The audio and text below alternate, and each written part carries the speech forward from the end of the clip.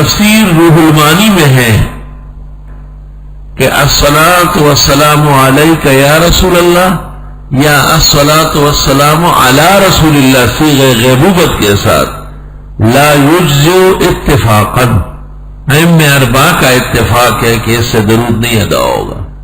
بعض دیوبندی الصلاۃ والسلام علیک یا رسول اللہ کی جگہ علیہ پڑھتے ہیں، یہ بھی غلط طریقہ ہے، کیونکہ صلاۃ والسلام کی نسبت اللہ تعالیٰ کی طرف ضروری ہے۔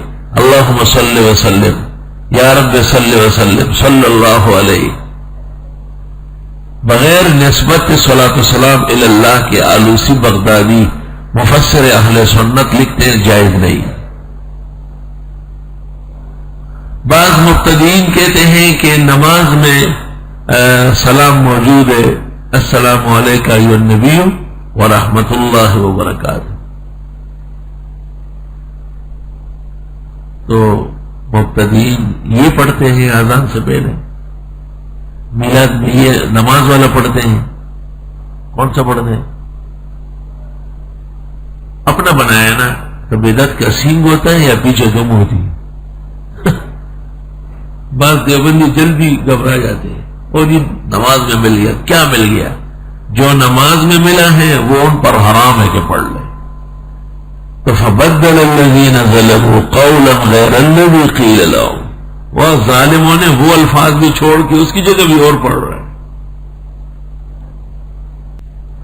تو بدعت ہر اس عقیدے اور عمل کو کہتے ہیں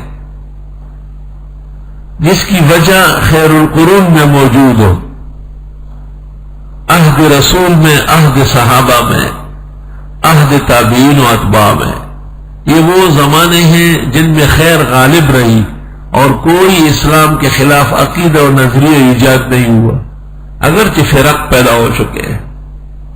ان کو کہتے ہیں محدثین ازمنہ، جمع زمان، ازمنہ المشہود لہا بالخیر، یعنی وہ زمانے جن کی خیر و عافیت کی شہادت نبوت نے دی ہے، خیر القرون۔ سوال یہ ہے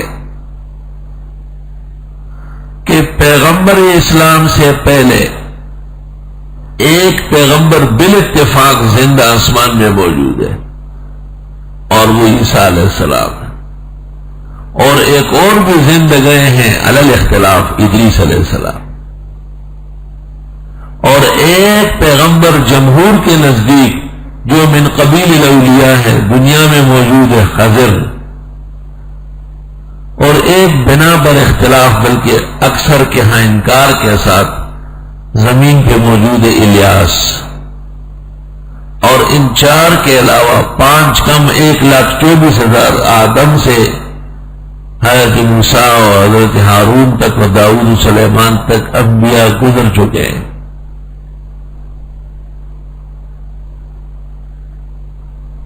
ان میں سے کسی ایک پیغمبر کی قبر معلوم نہیں قطعی طور پر، کسی ایک نبی کی قبر پر درگاہ نہیں بنی، کسی ایک نبی کی قبر کی بعد القبور تدفین کے بعد زمانے گزرنے کے بعد یادداشت، تعظیم، تکریم مروی نہیں ہے، ذکر تک نہیں اسلامی اوراق میں۔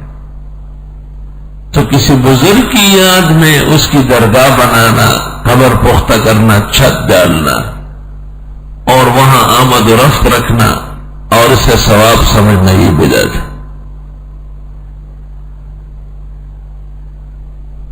بلکہ بخاری صفحہ 61-62-63 جلد اول، اولئک الذین اذا مات فیہم رجل صالح، ان لوگوں کے ہاں جب نیک آدمی مر جاتا، بنوا علی قبرہ مسجدا، ان کی قبر پر مسجد بناتے تھے۔ اولئک شرار الخلق عند اللہ، ایسا کرنے والے بدترین کائنات ہیں۔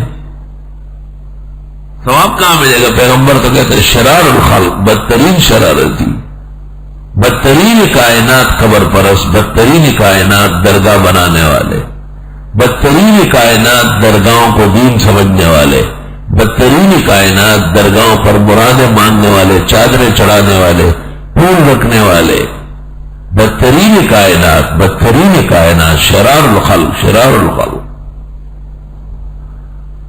لعنت اللہ علی الیہود والنصارى اتخذوا قبور انبیائهم وصالحیہم مساجدا، صحیح مسلم۔ درگاہ کا حکم، ابعثک بما بعثنی اللہ بہ، اسی کام کے لیے آپ کو بھیجتا ہوں جس کے لیے مجھے خدا نے بھیجا۔ اللہ تترک قبرا مشرفا الا سویتا ولا تمثالا الا محوتا، چھوڑنا نہیں قبر کو جو اونچی ہو مگر زمین کے ساتھ ہموار کرنا اور بت کو توڑ کے رکھنا۔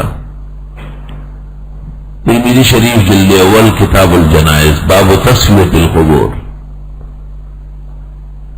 فتاوی شام جنائز امام ابو حنیفہ کا قول موجود ہے براہ راست، مسلک کے امام، فقہ کے امام کا مجتہد راس الاجتہاد کا قول۔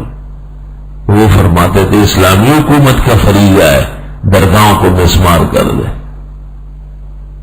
جب تک روئے زمین پر مخلوق کی درگاہیں بنی رہے گی مسلمانوں میں توحید کا مسئلہ عام نہیں ہوگا۔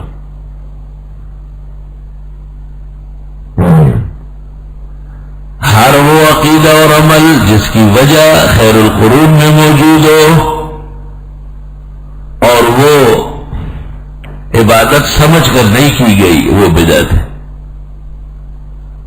خیر القرون میں مسلمان مرتے تھے پہلی رات اور تیسری رات، 10ویں رات، 20ویں رات، چیلم اور برسی کا کوئی ثبوت نہیں، بدعت ہیں۔ سبحان اللہ، زبردست قاعدہ علماء نے لکھ دیا۔ اب سوال یہ ختم بخاری، ختم قرآن اور اس کے تقریبات، اول تو ثبوت موجود ہے۔ حضرت عمر رضی اللہ عنہ نے جب بقرہ مکمل کی اونٹ ذبح کیا دعوت عام فرمائی، ہو گئے میں جملہ ثبوت کافی ہوتا ہے۔ تفریح علی العبادت عند الاختتام، اور ثانیاً بخاری کا وجود نہیں ہے تو وہ ختم بدعت کیوں ہو، وجہ ہی موجود نہیں۔ اور یوم مفتی محمود اور یوم شاہ اسماعیل شہید اس کا ثبوت موجود ہے۔ وہ یہ کہ وجود و علل موجود نہیں تھے وہاں، تو آخر اس کانفرنس کو بدعت کیوں کہا جائے؟ اور پھر یہ دنیا کے نظام کا حصہ ہے نہ کہ دین کا حصہ ہے۔ اگر کوئی نہ منائے یا اس میں نہ ہے تو ہم اسے گناہگار کہتے ہیں، تو پتہ چل گیا کہ یہ نظام دنیا کے تحت ان بزرگوں کی جلیل القدر خدمات کا خراج سپاس ہے۔ لیکن مبتدئین کے صلاۃ السلام میں نہ بیٹھنے والا اور چیلم میں نہ آنے والا اور 11ویں نہ کرنے والا اس کو دھمکیاں دیتے، وعید سناتے، وہ بدعت ہے۔